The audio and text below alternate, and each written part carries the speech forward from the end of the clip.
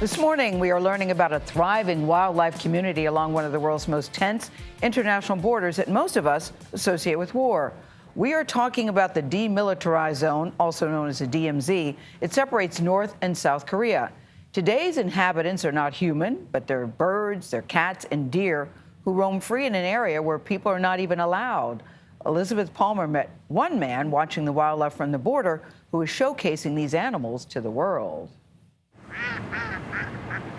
On the banks of the Imjin River, biologist Kim Seung looks through his spotting scope and finds what he seeks. White-necked crane. White-necked crane, okay. A family of endangered white-naped cranes is feeding nearby. Just across the river is the DMZ, the demilitarized zone that marks the border between warring North and South Korea. Heavily mined and patrolled by troops from the U.S. and both Koreas, it's a no-go area for humans, but a refuge for animals. Like the bird life which thrives in the peace of what's technically a war zone. 70 years ago, the Korean War pitted U.S. and South Korean soldiers against the Chinese. In 1953, the fighting ended in an armed standoff, with the DMZ 160 miles long and 2.5 miles wide as a buffer that has become, as Kim shows me, a haven for all kinds of creatures.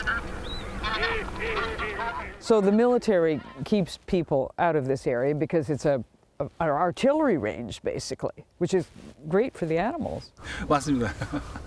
But I think I just heard a boom. Was that a tank or somebody firing a shell?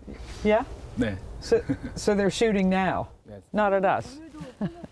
Kim has been photographing the creatures that live here for years, including the amazing Korean water deer with its vampire-like fangs, rare sea eagles, and shy leopard cats. Kim is on a mission to show Korean high school students how precious wild spaces like this are in heavily developed South Korea. So I think this is a very rich source that Korea is very fortunate to have. In 2019, Donald Trump and North Korea's leader Kim Jong-un met in the DMZ. Those talks didn't end the armed standoff, but future ones may well succeed, which could open this pristine area to development. Instead, Kim tells his students and anyone else who will listen, the best monument for peace between the Korean peoples would be a protected home for its animals, a DMZ National Park. For CBS Mornings, Elizabeth Palmer, near the DMZ, South Korea. So I often wonder, if the world without us, what would it be like for the animals? And you get a little window into that in that 2-mile, 160-mile long stretch. They have a good time without us, don't they? They sure enjoy it, yeah. I've never seen a water deer before with vampire fangs. Ever. Yeah, that kind of blew my mind.